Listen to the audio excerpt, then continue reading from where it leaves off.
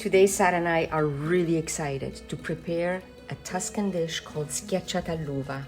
What's going to shine are the grapes, and these are going to be tucked into some bread dough, and we're going to show you step by step as to how to make it. First of all, we're going to prepare a biga. Now you may want to know what a biga is. A biga is a pre-ferment in which we're going to put just a little bit of yeast and then mix it with some water.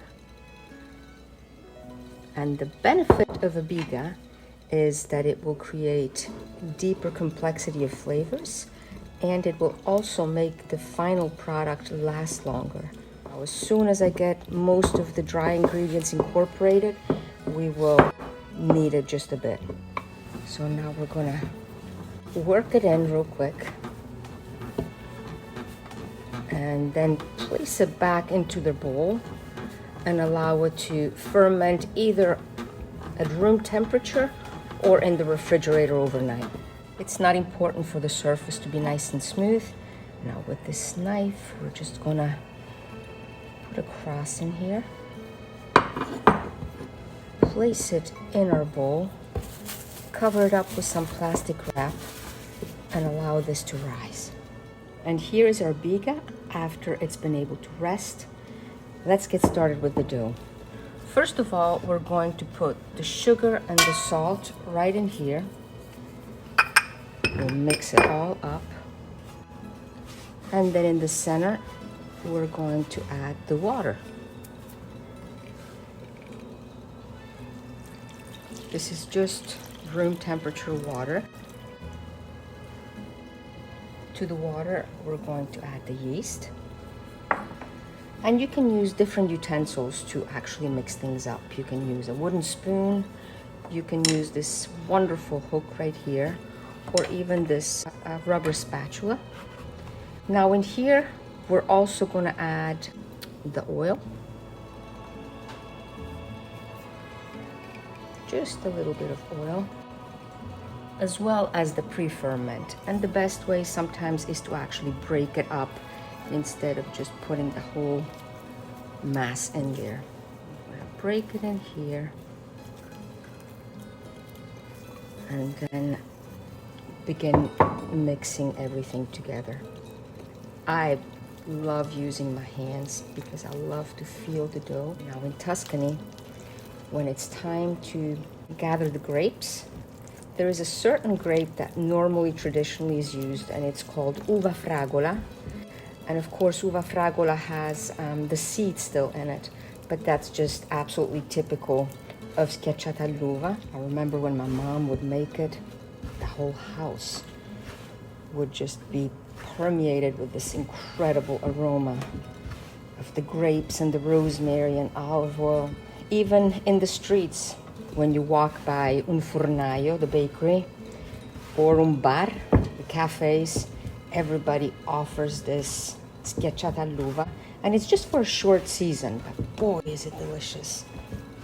As you can see, it is a drier dough. It's not as hydrated as some other doughs, but you will see as to how quickly it comes together. I'm going to put it on my workbench or work surface, and slowly we'll incorporate all the rest of the flour.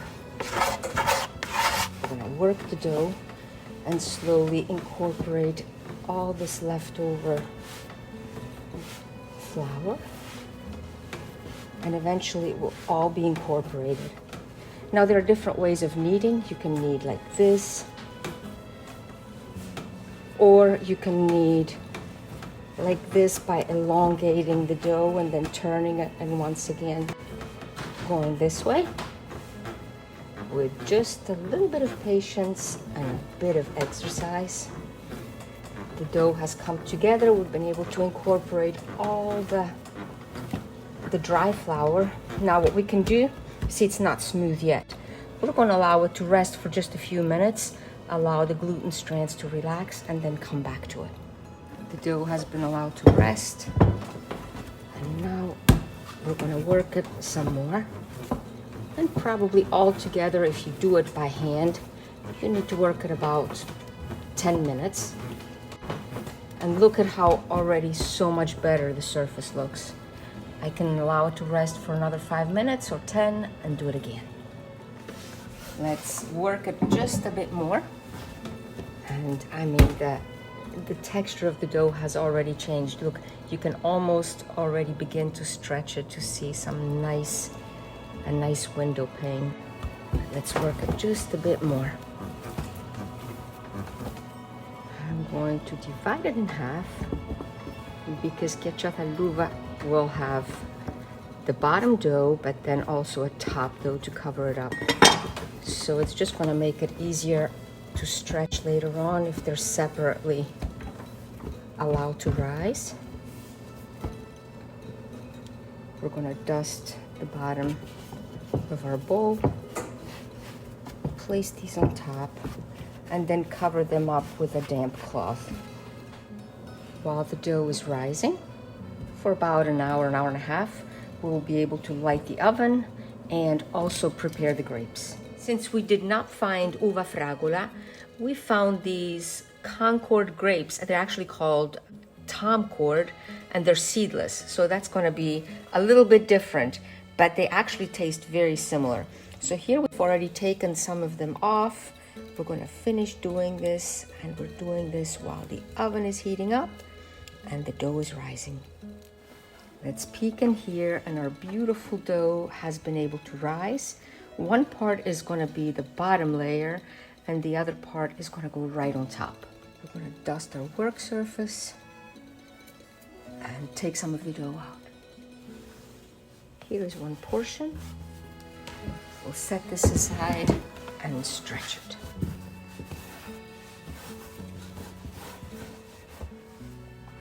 I'm going to very slightly dust it just so it doesn't stick to my rolling pin, and begin to stretch it out.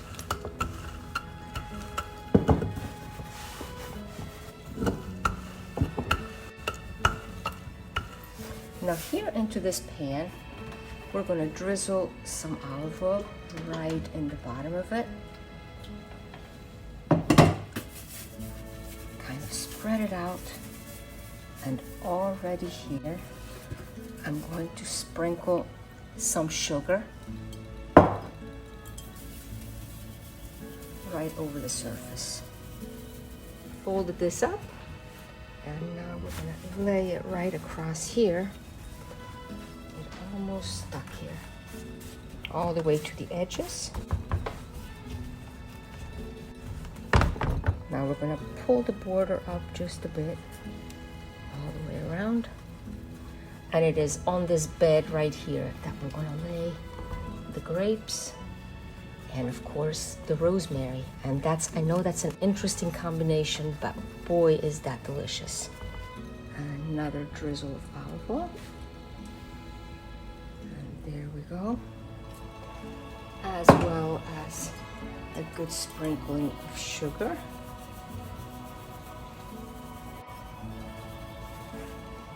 And now we're going to begin to just add the grapes right over the top and nicely spread them out. There's one little stem here.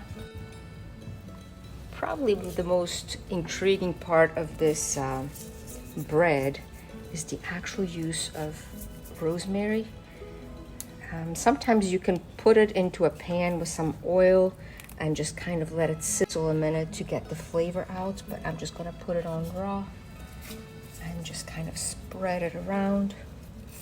Once again, a bit more sugar, and now we're going to top it off with the other layer. But before we can do that, quick drizzle of olive oil, another light dusting of flour, and we're going to transfer this right on our work surface. I will cut off just a bit for a possible decoration later on, and even this one will roll out so it will fit the top.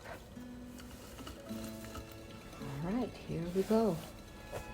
And we're going to be able to place this right over the top and kind of make it fit as well as possible.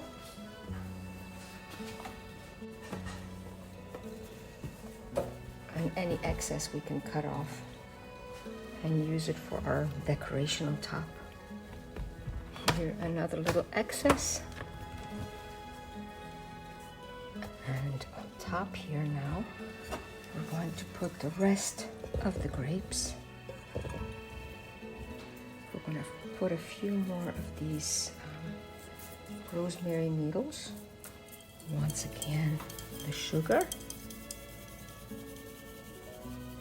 And this is going to be so nice. Once the juices of the grapes come out, you probably are wondering why I left this open. This is where our decoration is going to go. And one more time, a nice drizzle of olive oil. We're going to shape some grapes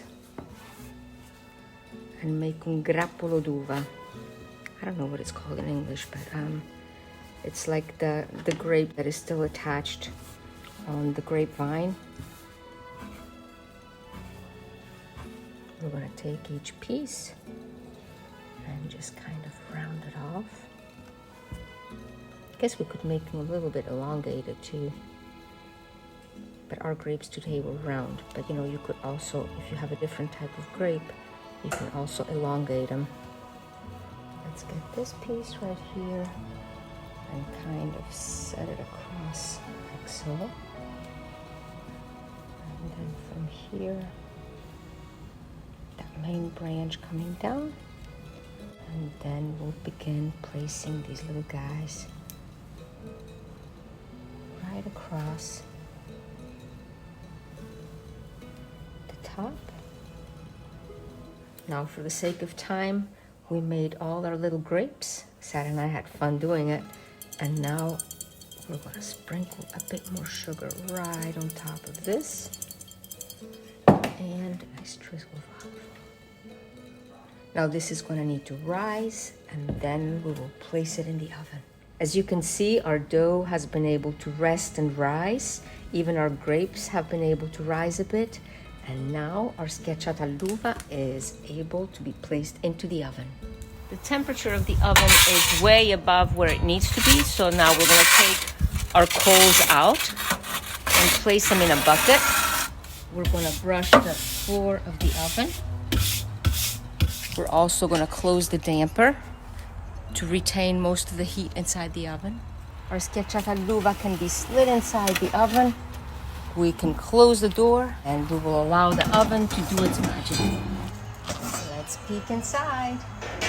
Halfway through baking, we've rotated the pan, and now let's see if we can pull it out without getting burned. And oh wow, look at there.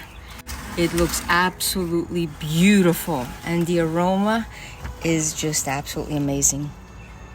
And here is our gorgeous schiacciata all'uva. Let's see if we can put this branch right on here.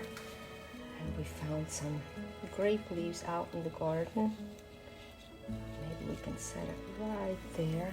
And it looks so incredibly inviting, and we can hardly wait to cut into it. Because this is a wonderful Tuscan experience that is absolutely delicious. All right, let's pull one of them out. Here we go. So we have these beautiful layers right here of grapes inside, and the rosemary, the fragrance of the rosemary coming out is so delicious, and we can barely wait to taste it. We're gonna wish you un buon appetito.